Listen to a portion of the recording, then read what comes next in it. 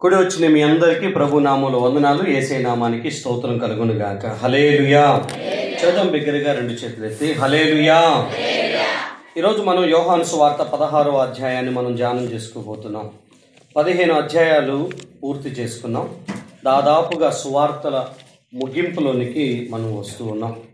16వ అధ్యాయాన్ని మీరు గమనిస్తే చాలా ప్రాముఖ్యమైనటువంటి అంశాలు, నేటి క్రైస్తవులకి అర్థం అవ్వాల్సినటువంటి అంశాలు, ఖచ్చితంగా తెలుసుకోవాల్సినటువంటి అంశాలు, త్రిత్వం గురించిన సంపూర్ణ అవగాహనతో కూడినటువంటి అంశాలు మీకు ఈ 16వ అధ్యాయాన్ని ప్రభువారు సిద్ధపరిచిన విధానం మనం గమనించగలుగుతాం.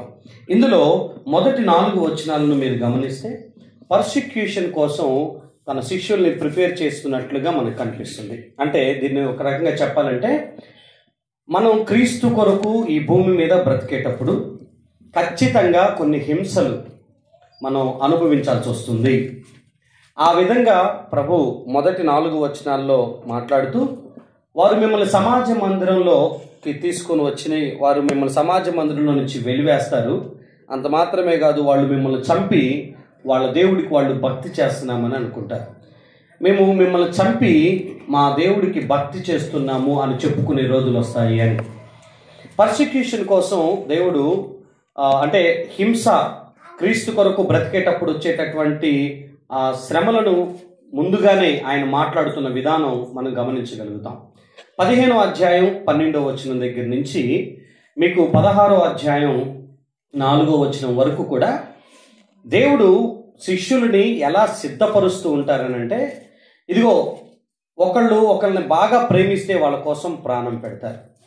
ప్రాణం పెట్టారు అనంటే అతనికి మించి ఎక్కువగా ప్రేమించే వాళ్ళు ఎవరు ఉండరు. మీరు ప్రాణం పెట్టబద్దులై ఉన్నారు. నేనే ఈ లోకం కోసం ప్రాణం పెడుతున్నప్పుడు మీరు కూడా నా వలే బ్రతకాలన్నట్లుగా మాట్లాడుతూ ఆ కింది వచనాల్లో ఇంచుమించు 18వ వచనం వచ్చేసరికి లేదా 17 దగ్గర నుంచి వచ్చేసరికి మీరు కొన్ని విషయాలు చూడగలుగుతారు. లోకము మిమ్మల్ని ద్వేషిస్తే మీకంటే ముందుగా నన్ను ద్వేషించింది అని గుర్తుపెట్టుకోనండి. లోకం మిమ్మల్ని ద్వేషిస్తుంది. ఆ తర్వాత 20వ వచనంలో చూస్తే, లోకులు నన్ను హింసించిన ఎడల మిమ్మును కూడా హింసిస్తారు అని రాసుంటుంది. వాళ్ళు మిమ్మల్ని ద్వేషిస్తారు, వాళ్ళు మిమ్మల్ని హింసిస్తారు. అంత మాత్రమే కాదు, 16వ అధ్యాయం 1వ వచనంలో వెలివేస్తారు, వాళ్ళు మిమ్మల్ని చంపుతారు. ఈ పదాలన్నింటినీ కూడా ప్రభువారు ముందు నుంచే చెప్పుకుంటూ వచ్చారు. మనకు తెలుసు, మత్తయి సువార్త 10వ అధ్యాయంలో ప్రభువారు శిష్యుల్ని అభిషేకించి పంపించేటప్పుడు, నేను మిమ్మల్ని ఎక్కడికి పంపిస్తున్నాను అని అంటే, తోడేళ్ల మధ్యలోనికి గొర్రెలను పంపినట్లుగా నేను మిమ్మల్ని పంపిస్తున్నాను. కాబట్టి కొంచెం పాము వలె వివేకంగాను పావురం వలె నిష్కపటంగాను ఉండమని చెప్పి వారిని మరొక వాగ్దానం చేత నింపుతూ పంపిస్తారు. మీరేం కంగారు పడొద్దు, భయపడొద్దు. మిమ్మల్ని నిలవబెట్టి ఎవరైనా కొన్ని ప్రశ్నలు అడిగితే వాటికి సమాధానం ఎలా చెప్పాలని ఆలోచించాల్సిన అవసరం లేదు. ఆ సమయానికి ఆత్మదేవుడు మీకు సహాయకుడై నిలబడి తన మాట్లాడతాడు మీ ద్వారా అనే సంగతులను కూడా మనం చూడగలుగుతాం. ఈ మొదటి 4 వచనాల్లో హింస కొరకైన సిద్ధపాటు ఆల్రెడీ మత్తయి సువార్త లేదా లూకా సువార్త ధ్యానం చేసుకునేటప్పుడు పర్సిక్యూషన్ అనేటటువంటి ఒక ప్రసంగాన్ని మనం చేశాం. కాబట్టి ఈరోజు ఆ ప్రసంగాన్ని చేయదలుచుకోవట్లేదు. కానీ ప్రస్తుతం ఈ అంశం చాలా అవసరం. రీసెంట్గా జరిగినటువంటి సంఘటనను ఆధారం చేసుకున్నా కూడా, ప్రవీణ్ అన్న విషయంలో జరిగిన సంఘటన ఆధారం చేసుకున్నా, కొందరు మాట్లాడుతున్న మాటలు, అవును మేమే చంపాము అనేటటువంటి మాటలు ఎంత వివాదాస్పదంగా అయిపోతున్నాయి అంటే, మా దేవుడికి మేము చేసే భక్తి ఏంటనంటే మమ్మల్ని ఎవరైనా వ్యతిరేకిస్తే వాళ్ళు చంపేస్తాము అనేటటువంటి పదాలు వాడుతున్నారు. మేము చంపిన వ్యక్తులు దేవుడి కొరకు పనిచేస్తున్నామని చెప్పుకునే రోజులు వస్తాయి అన్న చెప్పిన ప్రవచనం అక్షరాల కన్నులారా నెరవేర్చబడుతున్నటువంటి దినాలు ఇవి. వెలివేస్తున్నారు, హింసిస్తున్నారు, ద్వేషిస్తున్నారు, చంపుతున్నారు, శ్రమల పాలు చేస్తున్నారు, నిందిస్తున్నారు, అవమానిస్తున్నారు. పరిస్థితులు చాలా తీవ్రంగా ఉన్నాయి.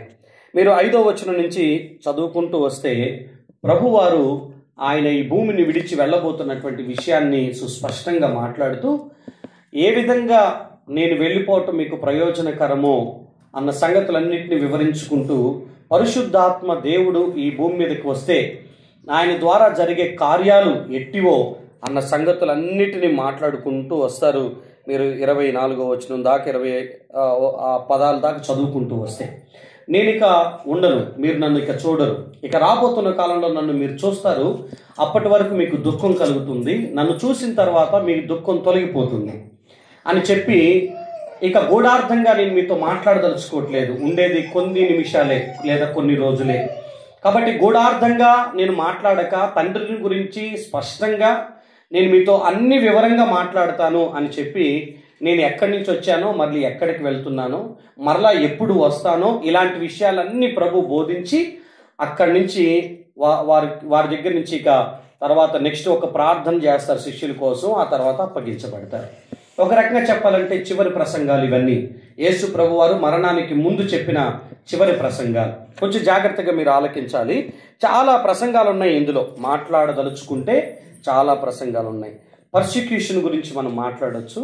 అంత మాత్రమే కాక మీరు 33వ వచనంలో చూస్తే, నేను లోకాన్ని జయించి ఉన్నాను అన్న పదం మీకు కనిపిస్తుంది. సో లోకమును ఎలా జయించాలో అన్న విషయం ఈ ప్రసంగం ద్వారా మనం నేర్చుకోవచ్చు.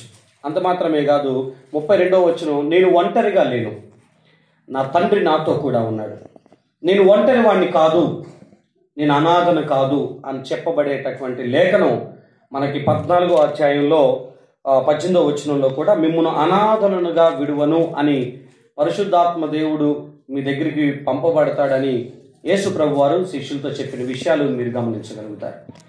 ఈ విషయాలను ఎందుకు మాట్లాడుతున్నానంటే, ఇవన్నీ ప్రసంగ అంశాలు, వీటిని గురించి మాట్లాడుకుంటే ఇవన్నీ ప్రసంగ అంశాలు. 20వ వచనంలో, మీరు ఇప్పుడు దుఃఖిస్తున్నారు కానీ మీ దుఃఖం సంతోషమైపోతుంది అన్న ప్రసంగం. అసలు యాక్చువల్గా మరొక మాట ఇక్కడ ఏముంటుందనంటే, వేదన ఇక జ్ఞాపకము రాదు అన్న ప్రసంగాన్ని మీతో మాట్లాడాలనుకున్నాను. వేదన జ్ఞాపకం రాదు. తల్లి ప్రసవించేటప్పుడు ఎంత బాధపడుతుందో, ఎంత వేధించబడుతుందో, ప్రసవించిన తర్వాత ఆ బిడ్డను చూసుకొని పడిన వేదనంతా ఇక జ్ఞాపకం ఎలాగైతే రాదో, మీ జీవితంలో ప్రస్తుతం దుఃఖపడుతున్నారు కానీ నన్ను చూసే రోజు ఒకటి వస్తుంది, ఆ రోజు ఇక మీరు పడిన దుఃఖం అంతా గుర్తుకు రాకుండా ఎప్పుడు ఆనందంగా ఉండేటట్లు, సంతోషంగా ఉండేటట్లు మీ జీవితాలు ఉంటాయి అని. సో ఇవి అక్కడ రాయబడినటువంటి కొన్ని పదాలు. సో ఇవన్నీ ప్రసంగాలుగా మనం మాట్లాడుకోవచ్చు. కానీ ప్రాముఖ్యంగా ఇంక ఈ అధ్యాయం దాటిపోతే ఈ అంశం మనం మాట్లాడుకునే అవకాశం మనకు దక్కదు కనుక ప్రభు యొక్క ఆలోచనను బట్టి ఈ ప్రసంగాన్ని మీతో మాట్లాడతాను. రండి 7వ వచనం, 16వ అధ్యాయం 7వ వచనాన్ని మీరు ఒకసారి తీసి చదవటానికి ప్రయత్నం చేయండి. అయితే నేను మీతో సత్యమే చెప్తున్నాను, నేను వెళ్ళిపోవటం వలన మీకు ప్రయోజనం, నేను వెళ్ళిపోవటం వలన మీకు ప్రయోజనం. ఈ విషయాన్ని కొంచెం మీరు ఆలోచన చేయండి. యేసు ప్రభు వారు తన శిష్యులతో మాట్లాడుతున్నప్పుడు, నేను ఇక్కడ నుంచి వెళ్ళిపోబోతున్నాను, నేను వెళ్ళిపోవటం వలన మీకు ప్రయోజనం కలుగుతుంది. ఇంగ్లీష్లో అడ్వాంటేజ్ అని రాసి ఉంటుంది. మీకు ప్రయోజనం, నేను వెళ్ళిపోవటం మీకు ప్రయోజనం. మీరు ఆలోచించండి, ఎవరికి ప్రయోజనం, ఎందుకు ప్రయోజనం, ఎలా ప్రయోజనం? ఇది యేసు ప్రభు భూమి మీద శిష్యులతో ఉండటం ప్రయోజనమా, శిష్యుల దగ్గర నుంచి వెళ్ళిపోవటం ప్రయోజనమా, ఏ విధంగా అది ప్రయోజనకరంగా అవుతుంది అనేది మీరు ఆలోచన చేస్తే, ఒకవేళ శిష్యులు మనసులో, మీ మనసులో, నా మనసులో ఒకవేళ ఇలా ఉంటే, యేసు ప్రభు భూమి మీద ఉంటే మంచి బోధలు చేస్తారు, అద్భుతాలు చేస్తారు, స్వస్థతలు చేస్తారు, ఒకవేళ తప్పు చేస్తే గద్దించి బుద్ధి చెప్తారు. అంత మాత్రమే కాదు, ఒకవేళ ఆయన సరైన మార్గాల్లో మనం నడిపించడానికి ఆయన మనకు తోడుండి నడిపిస్తారు. ఇంకా చెప్పాలనంటే చక్కటి సలహాలను, ఆలోచనలను, సూచనలు ఆయన ఇవ్వగలుగుతారు. ఇన్ని కార్యాలు ఆయన ద్వారా అనుభవిస్తున్నటువంటి ప్రజలకి నేను వెళ్ళిపోవటం మీకు ప్రయోజనం, నేను ఉండటం కంటే కూడా. నేను వెళ్ళకపోతే మీకు ప్రయోజనం కాదు. ఆ కింద ఉన్నటువంటి పదాలు ఆ విధంగా ఉంటాయి. నేను వెళ్ళటం వలన మీకు ప్రయోజనం కలుగుతుంది అంటే ఉంటేనే కదా ఈ ప్రయోజనాలన్నీ. సువార్త ప్రకటించబడటమైనా, మాకు బోధ చేయటమైనా, ఆలోచన చెప్పటమైనా, సహాయం చేయటమైనా, స్వస్థతలను, అద్భుతాలను మా కన్నులారా చూపించటమైనా, కొదువ కలిగినప్పుడల్లా సమృద్ధినివ్వటానికైనా యేసు ప్రభు భూమి మీద ఉంటే మంచిది తప్ప ఆయన వెళ్ళిపోవటం ఏ విధంగా ప్రయోజనమో అనేది అర్థం కానటువంటి పరిస్థితి. పోనీ వెళ్ళేది ఏ విధంగా వెళ్తున్నారు, ఏ పద్ధతిలో వెళ్తున్నారని మీరు ఆలోచన చేస్తే, ఇదిగో హింసించబడుతూ, దూషించబడుతూ, వాళ్ళు కొట్టబడుతూ, అవమానించబడుతూ, నిందించబడుతూ, ఇదిగో గాయపరచబడుతూ, ఉమ్మివేయబడుతూ, అనేక శ్రమలు అనుభవిస్తూ ఆయన సిలువలో వ్రేలాడుతూ వెళ్ళిపోవాలి. ఆయన వెళ్ళిపోయేది ఆయనకి లేకపోతే శిష్యులకి ఏ విధమైన ప్రయోజనమో అన్న సంగతిని అందరికీ అర్థం కానటువంటి విషయం. కానీ ఆ కంటిన్యూషన్లో ప్రభు ఒక మాట అంటారు, నేను మీతో సత్యం చెప్తున్నాను, నేను వెళ్ళిపోవటం వల్ల నీకు ప్రయోజనం. నేను వెళ్ళని ఎడల ఆదరణకర్త మీ యొద్దకు రాడు, నేను వెళ్ళిన ఎడల ఆయనను మీ యొద్దకు పంపుతాను. ఆదరణకర్త ఈ భూమి మీదకి రావాలి అని అంటే నేను ఇక్కడి నుంచి వెళ్ళిపోవాలి. నేను వెళితే తప్ప ఆయన ఇక్కడికి రాడు. కాబట్టి నేను ఇప్పుడు వెళ్ళిపోవటం మీకు ప్రయోజనకరం. క్రీస్తు ఇక్కడ భూమి మీద నుంచి వెళ్ళిపోవటమే క్రైస్తవులకి ప్రయోజనకరం. లేకపోతే అదే వాళ్ళకి ఉన్న మేలు. ఏ విధంగా ఇది అన్న సంగతి మనం ఆలోచన. ఆదరణకర్త అంటే ఎవరో కాదు, పరిశుద్ధాత్మ దేవుడు. పరిశుద్ధాత్మ దేవుడికి భూమి మీద చాలా పేర్లు ఇవ్వబడ్డాయి, లేదా బైబిల్లో చాలా పేర్లు ఇవ్వబడ్డాయి. ఆ పేర్లలో ఇక్కడ ఆదరణకర్త అని రాస్తుంది, కింద ఫుట్ నోట్స్లో ఉత్తరవాది అని రాస్తుంది. ఉత్తరవాది అన్న పేరు అడ్వకేట్గా మనకి బోధించబడింది. మన గురించి ప్రభు దగ్గర వాదించేటటువంటి ఆయన, విజ్ఞాపన చేసేటటువంటి ఆయన, మన గురించి బ్రతిమలాడుకునేటటువంటి, లేకపోతే న్యాయాన్ని ఇప్పించగలిగినటువంటి వ్యక్తిగా, న్యాయవాదిగా, ఉత్తరవాదిగా పరిశుద్ధాత్మ దేవుడు మనకుంటాడు. మీరు 13వ వచనాన్ని చూస్తే, సర్వసత్యంలోనికి సత్యస్వరూపి అయిన ఆత్మ సర్వసత్యంలోనికి మిమ్మల్ని నడిపిస్తుందని. ఇక్కడ మరొక పేరుంది, సత్యస్వరూపి అయిన ఆత్మ అనేటటువంటి పేర్లు. నేను కొన్ని పేర్లు మీకు జ్ఞాపకం చేస్తాను. పరిశుద్ధాత్మ దేవుడికి ఉన్నటువంటి కొన్ని పేర్లు జ్ఞాపకం చేస్తాను. యెషయా గ్రంథం దగ్గరికి మీరు రండి, 11వ అధ్యాయం 2వ వచనం. ఇవన్నీ మీకు ఉపయోగపడతాయి రాబోతున్న కాలంలో. పరిశుద్ధాత్మ దేవుని గురించి కొన్ని విషయాలు ధ్యానం చేసుకున్నాం. ఈరోజు మన అంశం ఏంటనంటే ఆదరణకర్త యొక్క ఆశీర్వాదాలు. ఇది ఈరోజు నేను మీతో మాట్లాడాలనుకుంటుంది. ఆదరణకర్త ఆశీర్వాదాలు, లేదా ఆదరణకర్త ద్వారా కలిగే ఆశీర్వాదాలు ఎలాంటివో ఈరోజు మనం ధ్యానం చేసుకుంటాం. ఎందుకు ఆదరణకర్త అంటే పరిశుద్ధాత్మ దేవుడు అన్న సంగతిని అర్థం చేసుకోనండి. యెషయా గ్రంథం 11వ అధ్యాయం 2వ వచనంలో, యెషయి ముద్దు నుండి చిగురు పుట్టును, వాని వేరుల నుండి అంకురము ఎదిగి ఫలించును. యెహోవా ఆత్మ జ్ఞాన వివేకములకు ఆధారమగు ఆత్మ, ఆలోచన బలములకు ఆధారమగు ఆత్మ, తెలివిని యెహోవా ఎడల భయభక్తులను పుట్టించు ఆత్మ అతని మీద నిలుచును. పరిశుద్ధాత్మ దేవునికి ఇవ్వబడిన అనేక పేరుల్లో ఆదరణకర్త, కంఫర్టర్ అనేది ఆయన పేరు. ఆయన మనల్ని సర్వసత్యంలోనికి నడిపించేటటువంటి సత్యస్వరూపియగు ఆత్మ అనేది మరొక పేరు. జ్ఞాన వివేకములకు ఆధారమగు ఆత్మ, ఆలోచన బలాలకు ఆధారమగు ఆత్మ, దేవుని యందు భయభక్తులను పుట్టించేటటువంటి ఆత్మగా మనకు అక్కడ రాయబడి ఉంటుంది. అదే యెషయా గ్రంథం 61వ అధ్యాయం దగ్గరికి మీరు రండి, 1వ వచనాన్ని మీరు జ్ఞాపకం చేసుకోనండి. 61వ అధ్యాయం 1వ వచనం, ప్రభువు యెహోవా ఆత్మ నా మీదికి వచ్చి ఉన్నది, దీనులకు నన్ను అభిషేకించి నలిగిన హృదయం గల వారిని దృఢపరచుటకు, చెరలోనున్న వారిని విడిపించుటకు. ఇక్కడ రాయబడినటువంటి మాట ఏంటనంటే యెహోవా ఆత్మ అనేటటువంటి పదం మీకు అక్కడ రాసి ఉంటుంది. The spirit of the lord అనేది మీకు అక్కడ కనిపిస్తుంటుంది. జ్ఞాన వివేకములకు ఆధారమగు ఆత్మ, ఆలోచన బలములకు ఆధారమగు ఆత్మతో పాటు యెహోవా ఆత్మ అని మీకు కనిపించిన, క్రీస్తు ఆత్మ అని మీకు కనిపించిన, ఆత్మదేవుడు అని మీకు కనిపించిన, పరిశుద్ధాత్మ దేవుడికి ఇవ్వబడినటువంటి అనేక నామాలలో అది కూడా ఒకటి అన్న సంగతిని మీరు గుర్తుపెట్టుకోవాలి. మరొక విషయాన్ని మీకు గుర్తు చేస్తాను. మత్తయి సువార్త 3వ అధ్యాయం 16వ వచనం. మత్తయి సువార్త 3వ అధ్యాయం 16వ వచనం. ఎవరైనా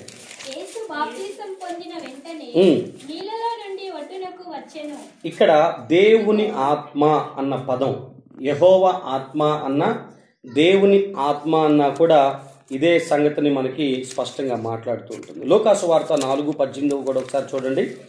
లోకాసు వార్త 4వ అధ్యాయం 18వ వచనం. ఇవన్నీ మీకు రాబోతున్న కాలంలో ఏదైనా ఒక సబ్జెక్ట్ని ధ్యానం చేయడానికి ఉపయోగపడతాయి. జాగ్రత్త చదవండి. ప్రభువు ఆత్మ, ఆత్మకి ఇవ్వబడిన పేర్లు యెహోవా ఆత్మ, దేవుని ఆత్మ, ప్రభువు ఆత్మ అనే మాటలు. యోహాను సువార్త 14వ అధ్యాయం 17వ వచనంలో రాయబడినటువంటి పదాన్ని మీరు ఒకసారి గమనించండి. 14:17. లోకము ఆయనను చూడదు, ఆయనను ఎరుగదు గనుక ఆయనను పొందనేరదు. మీరు ఆయనను ఎరుగుదురు, ఆయన మీతో కూడా నివసించును. పైనున్నటువంటి మాట 16వ వచనంలో ఏమని రాస్తుందనంటే, ఆదరణకర్త సత్యస్వరూపియగు ఆత్మ అనేటటువంటి పదాలు మీకు అక్కడ కనిపిస్తాయి. ఆదరణకర్త అన్నప్పుడు కింద ఫుట్ నోట్స్లో 2 సార్లు ఉత్తరవాది అనే పదాలు మీకు కనిపించటం మనం గమనిస్తాం. 26వ వచనం చూడండి. ఆదరణకర్త అనగా నా నామమున పంపబోవు పరిశుద్ధాత్మ అనేటటువంటి మాట, హోలీ స్పిరిట్ అనేటటువంటి పదం మీకు అక్కడ కనిపిస్తుంది. ఇంకా మీరు కొన్ని రిఫరెన్సులు రాసుకోదలుచుకుంటే చాలా విషయాలు మీకు 1 పేతురు 4:14, హెబ్రీ 10:29, ఫిలిప్పీ 1:19, గలతీ 4:6, 1 కొరింథీ 6:11, 2 కొరింథీ 3:3, 2 కొరింథీ 4:13 ఇట్లా ప్రతి చోట పరిశుద్ధాత్మ దేవునికి వివిధ రకాలైనటువంటి పేర్లు ఇవ్వబడటం మనం చూస్తాం. ఈరోజు నేను మీతో ఈ నామాల గురించి ఎక్కువగా ప్రస్తావించదలుచుకోవట్లేదు, కానీ పరిశుద్ధాత్మ దేవుడు లేదా ఆదరణకర్త యొక్క ఆశీర్వాదాలు ఎలా ఉంటాయో మీరు అర్థం చేసుకోవాలి. యేసు ప్రభు అంటున్నారు, నేను వెళ్ళిపోతే మీకు ప్రయోజనం. ఎంత ప్రయోజనమో ఈరోజు మీరు అర్థం చేసుకుంటే, పరిశుద్ధాత్మ దేవుని గురించిన అవగాహన మనకి నేటి సంఘాలకు ఎంత అవసరమో, ఎంత ప్రాముఖ్యమో కూడా మీరు అర్థం చేసుకుంటారు. ఆత్మదేవునితో సహవాసం చేయడానికి ప్రయత్నం చేస్తారు. ఏంటి పరిశుద్ధాత్మ దేవుని యొక్క ఆశీర్వాదాలు, ఆదరణకర్త కలిగించే దీవెనలు ఏంటి అని అంటే, మీరు 16వ అధ్యాయం 8వ వచనంలో చూస్తే ఆయన వచ్చిన తర్వాత జరిగే విషయాలు చెప్తారు. ఆయన వచ్చి ఏం చేస్తారు? పాపాన్ని గురించి, నీతిని గురించి, తీర్పును గురించి లోకాన్ని ఒప్పుకొన చేస్తారు. ఇక్కడ రాయబడిన మాట లోకాన్ని ఒప్పింప చేసే 3 విషయాలు ఉన్నాయి. ఒకటి పాపాన్ని గురించి, నీతిని గురించి, తీర్పును గురించి. పాపాన్ని గురించి లోకం ఆయన తెలియదు కాబట్టి, లోకము ఆయన్ని ఎరగలేదు గనక లోకము పాపం గురించి తెలుసుకునేటట్లు, పాపాన్ని ఒప్పుకునేటట్లుగా చేస్తుంది. అంటే అన్ని జనులైనటువంటి వారు, క్రీస్తుని ఎరగనటువంటి వారికి పాపం ఏంటో, పాప భీతి ఏంటో, పాప ఫలం ఏంటో తెలియపరిచి ఆ పాపాలను ఒప్పింప చేసేటటువంటి ప్రక్రియ పరిశుద్ధాత్మ దేవుడే జరిగిస్తాడు. రెండోది, ఆయన్ని నమ్మిన మనం ఇక పాపాలను ఒప్పుకున్న తర్వాత నీతిగా ఎలాగ బ్రతకాలో నీతిని ఒప్పింప చేసేటటువంటి ప్రక్రియ విశ్వాసులైనటువంటి వారికి జరుగుతుంది.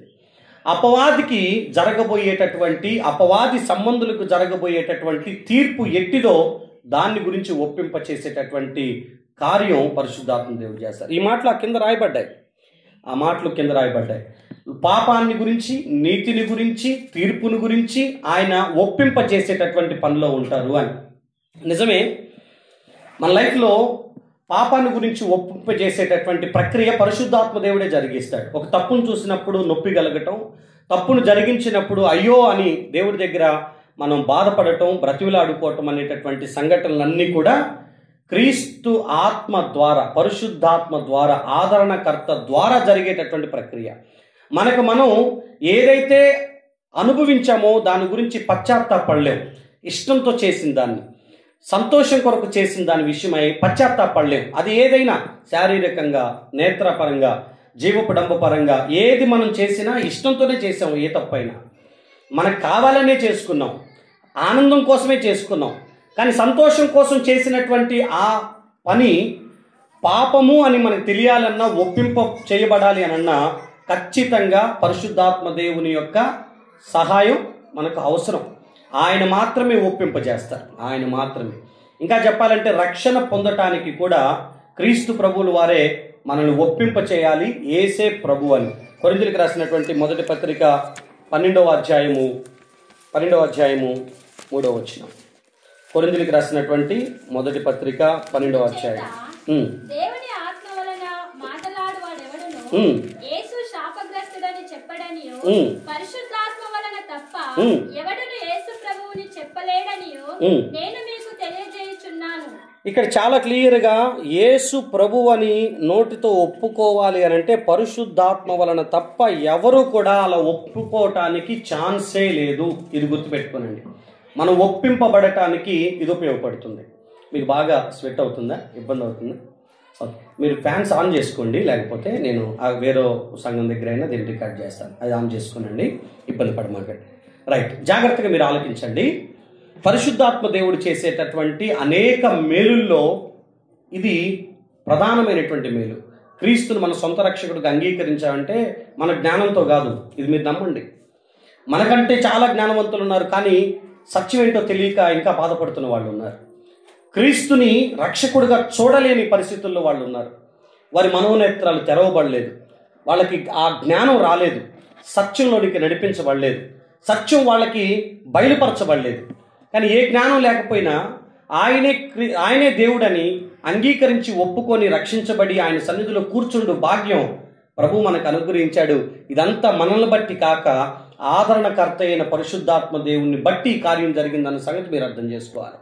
రక్షకుడిని ఒప్పుకోవటానికైనా, పాపాన్ని ఒప్పుకోవటానికైనా, నీతిని ఒప్పుకోవటానికైనా, తీర్పు ఉంది అని మనం ఒప్పింపబడటానికైనా పరిశుద్ధాత్మ దేవుడే ప్రధానమైనటువంటి కారణం. మీరు 16వ అధ్యాయంలో ఇదిగో సత్యస్వరూపి అయిన ఆత్మ వచ్చినప్పుడు మనల్ని ఎక్కడికి నడిపిస్తారంట? సర్వసత్యంలోనికి నడిపిస్తాడు. సర్వసత్యంలోనికి నడిపిస్తాడు. ఏది సత్యమో, ఏది అబద్ధమో, ఏది నమ్మాలో, ఏది నమ్మకూడదో, ఏది నిజం, ఏది అబద్ధం అనేటటువంటి ఆ విచక్షణ, వివేచన దేవుడు మాత్రమే, పరిశుద్ధాత్మ దేవుడు మాత్రమే మనకు అనుగ్రహిస్తాడు. ఇది మానవ జ్ఞానంతో జరిగే పనులు కాదు. ఇది మీరు నమ్మండి. మనుషుల జ్ఞానంతో జరిగే పనులు కొన్ని ఉంటాయి, కానీ దేవుని జ్ఞానంతో మాత్రమే జరిగే పనులు కొన్ని ఉంటాయి. పరిశుద్ధాత్మ దేవుడు అట్టి జ్ఞానాన్ని ఇస్తాడు. సత్యమేంటో అందులో మనం నడిపించబడటానికి ప్రభు సహాయం చేస్తాడు. దాని తర్వాత రాయబడినటువంటి మాట, ఆయన తనంతట తానే ఏమీ బోధింపక వేటిని వినునో వాటిని బోధించి సంభవింపబోవు సంగతులను మీకు తెలియజేస్తాడు. దీన్ని ఈ విధంగా మాట్లాడొచ్చు, బోధించే బాధ్యత కూడా ఆయనదే. పరిశుద్ధాత్మ దేవుడు ఈ భూమి మీద ఉంటే మీకు ప్రయోజనం అని ఎందుకు అన్నారు అని అంటే, యేసు ప్రభు శరీరధారిగా ఉన్నారు. ఆయన శరీరధారిగా ఒక ప్రాంతంలో ఉంటే మరొక ప్రాంతానికి అందుబాటులో ఉండరు. ఏకకాలంలో అన్ని చోట్ల ఆయన ఉండగలిగే అవకాశాలు ఉండవు. ఆయన బ్రతికిన 33.5 సంవత్సరాల్లో దాదాపుగా ఒక 420 కిలోమీటర్ల కంటే పైబడి ఏ రోజు ఆయన ప్రయాణం చేసినటువంటి దాఖలాలు కూడా మనకు లేవు. సో మనకి యేసు ప్రభు వారు శరీరంతో ఉండి ఈ భూమి మీద పరిచర్య చేయటం కంటే కూడా ఆత్మదేవుడిగా ఈ భూమి మీద ఉండి, లేదా పరిశుద్ధాత్మదేవుడు ఈ భూమి మీద ఉంటే ఏకకాలంలో అన్ని చోట్ల ఆయన ఒకేసారి ఉండగలుగుతాడు. ఆయన కార్యాలను ఆయన చేయగలుగుతాడు. ఈ విషయాలు మీరు అర్థం చేసుకోవాలి. లాజరు రోగంతో ఉన్నప్పుడు కబురు వచ్చింది, కానీ ఆయన వేరే ప్రాంతంలో ఉన్నారు. ఆయన ఇక్కడికి వచ్చేసరికి లాజరు ఆల్రెడీ మరణించి 4 దినాలు అవ్వాల్సి వచ్చింది. దేవా, నువ్వు ఇక్కడ ఉన్నట్లయితే నా తమ్ముడు బ్రతికి ఉండేవాడు అని మాట్లాడారు. శరీరంతో ఉన్నాడు కనుక ఏకకాలంలో అన్ని చోట్ల ఉండలేరు ఆయన. సో చాలామంది అంటే ఒక 420 గ్రామాల కన్నా ఎక్కువగా ఆయన తిరగలేదని, సరిగ్గా ఒక 200 కిలోమీటర్ల కన్నా ఆయన ఎక్కువ ప్రయాణం చేయలేదు ఆయన బ్రతికిన కాలంలో. ఎందుకంటే కాలినడక నడవాలి, ఓడ ప్రయాణమో గాడిద మీదో ఎక్కి వెళుతూ ఉండాలి ఆయన. ఇక వేరే పరిచర్య చేయడానికి ఆస్కారం లేదు. ఆ రోజుల్లో ట్రాన్స్పోర్టేషన్ తక్కువ. నేనేమంటానంటే, పరిశుద్ధాత్మ దేవుడు వస్తే అన్ని చోట్ల ఆయన ఉంటాడు. మనం అనాథలుగా ఉండం, ఒంటరిగా ఉండం. ఆయన మనతోనూ మనలోనూ ఉంటాడు అని రాస్తుంటుంది. 14వ అధ్యాయం దగ్గరికి రండి. యోహాను సువార్త 14వ అధ్యాయం 15వ వచనం దగ్గర నుంచి 15వ వచనం దగ్గర నుంచి మీరు చూడండి. మీరు నన్ను ప్రేమిస్తే నా ఆజ్ఞలను చదవండమ్మా. నేను తండ్రిని వేడుకొందును, మీ యొద్ద ఎల్లప్పుడూ నుండుటకై ఆయన వేరొక ఆదరణకర్తను అనగా సత్య స్వరూపియగు ఆత్మను మీకు అనుగ్రహించును.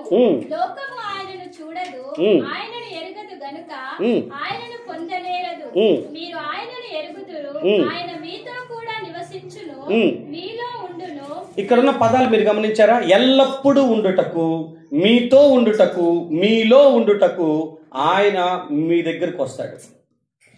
పరిశుద్ధాత్మ దేవుని ద్వారా జరిగే ఒక అద్భుతాల్లో ఒక ప్రధానమైన అద్భుతం ఏంటంటే, ఇక మనం ఒంటరి వాళ్ళం కాదు. చీకట్లో నడిచిన ఒంటరి ప్రయాణాల్లోనైనా, లేకపోతే పని జాగాల్లోనైనా, దూరదేశంలోనైనా, మనం ఎక్కడ ఉన్నా, మనతో ఎవరు ఉన్నా లేకున్నా పరిశుద్ధాత్మ దేవుడు లేదా ఆదరణకర్త మనతోనూ మనల్లోనూ ఉంటూ ఎల్లప్పుడూ మనతో ఉండుటకు పంపబడినటువంటి సంచకరువు ఆయన ద్వారా మనకి అనేక మేలులు ఉన్నాయి. ఎప్పుడైనా గుర్తుపెట్టుకోనండి, ఎక్కడికన్నా వెళ్తూ ఉండండి, మీతో పాటు మీ దేవుడు ఆత్మరూపిగా మీతో నడుస్తున్నాడు, మీతో ఉంటున్నాడు. మీరు ఒంటరి వాళ్ళు కాదు, మీరు అనాథలుగా ఉండరు. ఆయన మీకు తోడై ఉంటాడన్న సంగతిని మీరు మర్చిపోవద్దు. జాగ్రత్తగా ఈ పదాలన్నింటినీ ఆలోచించండి. ఇవన్నీ ఒక్కొక్క విషయం ఆయన కలుగజేసే ఆదరణ, ఆయన కలుగజేసేటటువంటి సహవాసం, ఆయన కలుగజేసేటటువంటి ఆయన నడిపించే విధానం, ఇవన్నీ కూడా ఒక్కొక్కటి బెనిఫిట్స్ యోహాను సువార్తలో ఇవ్వబడిన మాటల ప్రకారంగా. మీకు ఇంకా కొన్ని సంగతులు మీకు జ్ఞాపకం చేస్తాను. ఇందులో బోధిస్తాడు అన్న ఈ పదం చాలా చోట్ల ఏ విధంగా రాస్తుందనంటే, బోధించటం అనంటే ఇంగ్లీష్ బైబిల్లో కొన్నిసార్లు అంటే కౌన్సిలింగ్ అనేది కొన్నిసార్లు రాయబడితే, కొన్ని చోట్ల గైడెన్స్ ఇవ్వటం అని రాస్తుంటుంది. అంటే ఎలా నడవాలో ఎలా నడవకూడదో ఆయన సరైన మార్గనిర్దేశకం చేసేటటువంటి పనులు చేస్తారు. ఈ సబ్జెక్టు కొంచెం మీకు అర్థమైనా అర్థం కాకపోయినా కొంచెం శ్రద్ధ పెట్టి వినండి. పరిశుద్ధాత్మ దేవుని గురించిన బోధలు చాలా తక్కువ ఉన్నాయి కనుక ఈరోజు ఆదరణకర్త యొక్క ఆశీర్వాదాల జాబితా వినండి. ప్రభు చిత్తం అయితే ఇప్పుడు ఎలా అయితే లెంట్ సీజన్లో ఒక్కొక్క వారం ఒక్కొక్క సిరీస్ మాట్లాడుకుంటున్నామో, హోలీ స్పిరిట్ గురించి సంపూర్ణ అవగాహన కలిగేటట్లు ఒక 30 రోజుల సిరీస్ని మనం మాట్లాడుకోవటానికి ప్రయత్నం చేద్దాం. ఇవన్నీ సిద్ధపడుతున్నప్పుడు ఒక 30 డేస్కి సంబంధించినటువంటి సిరీస్ని రాసి పెట్టుకుంటూ వచ్చాను. ఒకవేళ ప్రభు ఈ లెంటి డేస్ కంప్లీట్ అయిన తర్వాత ప్రేరేపిస్తే ఇలాగే మనం ఒక 30 రోజులు కేటాయిద్దాం పరిశుద్ధాత్మ దేవుని యొక్క కార్యాలను ధ్యానం చేసుకోవటానికి. ఇప్పుడు ఈరోజు నేను చెప్పే అన్ని పేర్లు చెప్పుకుంటూ వెళ్తూనే ఈ గంట మనకి సరిపోతుంది. జస్ట్ పరిచయం చేసుకుంటూ వెళ్తాను. బైబిల్లో ఎవరెవరికి ఏ విధంగా ఆ పాయింట్ ఆఫ్ వ్యూలో సహాయం చేశారన్న సంగతిని రాబోతున్న కాలంలో మనం ధ్యానం చేయడానికి మనం ప్రయత్నం చేద్దాం. జాగ్రత్త వినండి. ఇప్పుడు దాకా ఒప్పింప చేసే పనులు, రక్షించే పనులు, సత్యంలోకి నడిపించే పనులు, బోధించే పనులు, ఎల్లప్పుడూ మనతో ఉండేటటువంటి పనులు, మనం అనాథలుగానో ఒంటరిగానో కాక ఆయన మనతోనూ మనలోనూ ఉండేటటువంటి కార్యాలు ఆయన ద్వారా జరుగుతూ ఉంటాయి అని. సో ఆయన మనకి అడ్వైజులు ఇవ్వటానికి, గైడెన్స్ ఇవ్వటానికి మనకి బోధిస్తాడంట. మీకు మొదటి యోహాను 2వ అధ్యాయం దగ్గరికి మీరు అక్కడికి రండి. అక్కడ ప్రభు అభిషేకం మన మీద ఉంటే మనకి ఎవ్వరూ బోధించాల్సినటువంటి అక్కర మనకు లేకుండా ప్రభు కార్యం చేశాడంట. 27వ వచనం నుంచి చూడండి. అయితే ఆయన వలన మీరు పొందిన అభిషేకం మీలో నిలుచుచున్నది గనుక ఎవడనూ మీకు బోధింపనక్కర్లేదు. ఆయన ఇచ్చిన అభిషేకం సత్యమే కానీ అబద్ధం కాదు. అది అన్నిటిని గురించి మీకు బోధించుచున్న ప్రకారంగా, ఆయన మీకు బోధించిన ప్రకారంగా ఆయనలో మీరు నిలుచుచున్నారు. అన్నిటిని గురించి బోధిస్తాడు. ఆ పదాన్ని మాత్రం మీరు అండర్లైన్ చేసుకోనండి. అన్నిటిని గూర్చి మీకు బోధించుచున్న ప్రకారం. దేవుని యొక్క ఆత్మ అభిషేకం అంట మనకి అన్నిటిని బోధిస్తుందంట. మనకి పక్కన ఒకళ్ళుండి చెప్పాల్సినటువంటి అక్కర కూడా లేకుండా. కొన్నిసార్లు అంటాం, మాకు చెప్పేవాళ్ళు ఎవరు లేరు, మాకు ఆలోచన ఇచ్చేవాళ్ళు ఎవరు లేరు, నడిపించే వాళ్ళు ఎవరు లేరని. కాదు, క్రైస్తవులకి ఆదరణకర్త ఉన్నాడు, మిమ్మల్ని నడిపిస్తాడు, ఆయన మీకు ఆలోచన చెప్తాడు, ఆయన మీకు ఈ అన్ని సంగతులను ఆయనే బోధిస్తాడు. ఏ మంచి అడ్వైస్ నీకు వచ్చినా అది దేవుని యొక్క మెదడులో నుంచి వచ్చింది, ఆత్మదేవుని యొక్క ఆలోచనలో నుంచి వచ్చిందని మీరు నమ్మండి. కొన్నిసార్లు మీరు ఎప్పుడైనా గమనించారు, సడన్గా ఆలోచన ఎందుకు వచ్చిందో తెలియదు, ముందు నుంచి ఆలోచించుకొని పెట్టుకున్న ఆలోచన కూడా కాదు. సిచ్యువేషన్ వచ్చినప్పుడు సడన్గా అలాంటి నిర్ణయం తీసుకోవటానికి ఆ ఆలోచన దేవుడే ఇస్తే తప్ప ఇక మనకు రాదు. మనకు మనంగా ఆలోచించినా కూడా రాని ఆలోచనలు కొన్నిసార్లు పరిస్థితులు డిమాండ్ చేస్తున్నప్పుడు ప్రభు మన ద్వారా మాట్లాడిచ్చిన మాట. కొన్నిసార్లు అనుకుంటూ ఉంటాను, నా లైఫ్లో ఆ టైంలో దేవుడు ఆ విధంగా నడిపించకపోతే ఈరోజు ఈ స్థితిలో ఉండటానికి అవకాశం ఉండేది కాదేమో. ఎందుకంటే మనిషిని గనక శరీరం మనల్ని ఎంత ఉద్రేకపరిచిద్దో అంత ఉద్రేకపడుతుంటాం గనక కొన్నిసార్లు మనం చేసేటటువంటి సొంత ఆలోచనలు, స్వాభిప్రాయాలు మనల్ని తప్పుదోవలోనికి నడిపించవచ్చేమో, కానీ దైవ ఆలోచన మనల్ని స్థిరపరుస్తుందన్న సంగతిని మీరు గుర్తు చేసుకోవాలి. మరొక విషయాన్ని మీకు జ్ఞాపకం చేస్తాను, రండి. 16వ అధ్యాయం 13వ వచనం కూడా ఒకసారి చదవండి. 16-13 ఇక్కడ రాయబడినటువంటి 16వ అధ్యాయం 13వ వచనం కూడా చూడండి. యోహాను ఈయన ఇక్కడ ఈ పదాన్ని ఎక్కువగా ఎలా మాట్లాడతారు అని అంటే, దేవుడు ఎటువంటి సలహా ఇస్తాడో, ఎటువంటి సహాయం చేస్తాడో అన్నది 32వ కీర్తన 8వ వచనంలో రాయబడిన పదాన్ని చదివితే, ఇది ఇక్కడ చదవండి. సత్య స్వరూపి సత్యంలోనికి మిమ్మల్ని నడిపిస్తాడు, మీకు బోధిస్తాడు అన్న విషయాన్ని కీర్తనలు 32:8ని జోడించండి. ఈ రెండు మీకు ఒక క్లారిటీ ఇస్తాయి. చదువుతారా? 32వ కీర్తన 8వ వచనం. నీకు ఉపదేశం చేస్తాను, నీవు నడవలసిన మార్గాన్ని నీకు బోధిస్తాను, నీ మీద దృష్టి ఉంచి. ఎంత చక్కటి మాట తెలుసా? నీ మీద దృష్టి పెట్టి నీకు నేను ఆలోచన చెప్తాను. నా ఫోకస్ అంతా నీ మీదే. ఎక్కడ నువ్వు తప్పు నిర్ణయం తీసుకుంటావో, ఎక్కడ నువ్వు తప్పుడు సలహాలతో ముందుకెళ్తావో. ఎందుకంటే భూమి మీద ఉన్నప్పుడు 100 సలహాలు వస్తాయి. మనలో నుంచి వచ్చే సలహాలు కొన్ని ఉంటాయి, ప్రజలు ఇచ్చే సలహాలు కొన్ని ఉంటాయి. అయితే దేవుడిచ్చే సలహా ఎట్టిదో అది తెలుసుకున్నట్లుగా దేవుడు మన మీద దృష్టి పెట్టి ప్రతిదీ చక్కగా మనకి బోధిస్తూ ఉంటాడంట, ఆలోచన చెప్తూ ఉంటాడంట, నడవవలసిన మార్గంలో మనల్ని నడిపిస్తాడంట. ఇప్పుడు 16, 13ని 32 కీర్తన 8వ వచనాన్ని ఈ రెండింటిని ఒక బ్రాకెట్లో రాసుకోనండి. ఇంటికి వెళ్ళిన తర్వాత దీన్ని ధ్యానం చేయడానికి మీరు ప్రయత్నం చేయండి. చాలా అద్భుతంగా అనిపిస్తుంది దేవుడు చేసేటటువంటి కార్యాలు ఈ విధంగా ఉంటాయా అని. నీ ఫ్యామిలీ లైఫ్లో నువ్వు తీసుకున్న కొన్ని డెసిషన్స్, నీ ఉద్యోగ విషయంలో నువ్వు తీసుకున్న నిర్ణయాలు, నీ వ్యాపార సంబంధమైన కొన్ని ఆలోచనలు ఇప్పుడు ఈ స్థితిలో, ఈ స్థాయిలో నిన్ను నిలబెట్టగలిగినాయి అని అంటే ఆ సమయానికి దేవుడు నీకు ఇచ్చిన ఆలోచనే అన్న కారణం నువ్వు కూర్చొని ఆలోచిస్తే తప్పరాదు. ఎందుకంటే నీ సమాన వయస్కులు ఆలోచించలేనంతగా, నీతో పాటు ఎదిగి పెరిగినటువంటి వాళ్ళకి రాని ఆలోచనలు, నీతో పాటు సేవ చేస్తున్నటువంటి వారికి కలగని ఆలోచనలు, నీతో పాటు సంసార జీవితంలో ఉన్న వారికి రానటువంటి ఆలోచనలు నీకు మాత్రమే కలిగాయి అనంటే అది మన బలమో, మన గొప్పతనమో, మన జ్ఞానమో అనేది కంటే ఆదరణకర్త మనల్ని ఆ విధంగా నడిపించిన తీరు, ఆయన మనకు బోధించిన తీరని మీరు అర్థం చేసుకున్నాడు. నా బలంతో కాక, నా సామర్థ్యంతో కాక, అచేతనంగా మనకు ఒక సడన్గా ఒక ఆలోచన వచ్చింది అని అంటే మీరు దాన్ని గ్రహించండి, మీ గ్రహింపులోనికి రండి. ఇది దేవుడు నాకు ఇచ్చిన ఆలోచన అని. ఇలాంటి ఆలోచనలు మీ లైఫ్లో ఎన్ని పొందుకున్నారో ఇంటికి వెళ్ళిన తర్వాత వాటన్నిటిని ఒక పేపర్ మీద రాయండి. ఇట్లా అయితే నేను ఆలోచించేవాడిని కాదు, నా మనస్తత్వం అయితే ఇలా ఉండదు, కానీ నా మనస్తత్వానికి భిన్నంగా, నాకున్న సామర్థ్యానికి భిన్నంగా, నాకున్న తెలివితేటలకు భిన్నంగా ఇంత గొప్ప నిర్ణయాలు నా జీవితంలో నుంచి బయటకు వచ్చినాయంటే అది ఆదరణకర్త నా నుంచి నాకు కలుగజేసినటువంటి విధానం అన్న సంగతిని మీరు అర్థం చేసుకోనండి. గలతీ పత్రిక 5వ అధ్యాయం 22 నుంచి 23 వచనాల వరకు ఉన్నటువంటి విషయాలను నేను మీకు జ్ఞాపకం చేస్తాను. శరీరంతో ఉన్న మనం శరీర క్రియలనే జరిగిస్తూ ఉండాలి సాధ్యమైనంత వరకు. ఎందుకు? మన శరీర క్రియలు మనల్ని అలాగే ప్రేరేపిస్తూ ఉంటాయి కనుక. కానీ దానికి భిన్నంగా శరీర క్రియలను చంపుకుని ఆత్మ కార్యాలను జరిగిస్తున్నాము అని అంటే ఆ ట్రాన్స్ఫర్మేషన్, ఆ మార్పు దేవుని ఆత్మ ద్వారా జరిగిందన్న సంగతిని మీరు అర్థం చేసుకోవాలి. 22-23 చూడండి ఏం రాసి ఉంటుందో.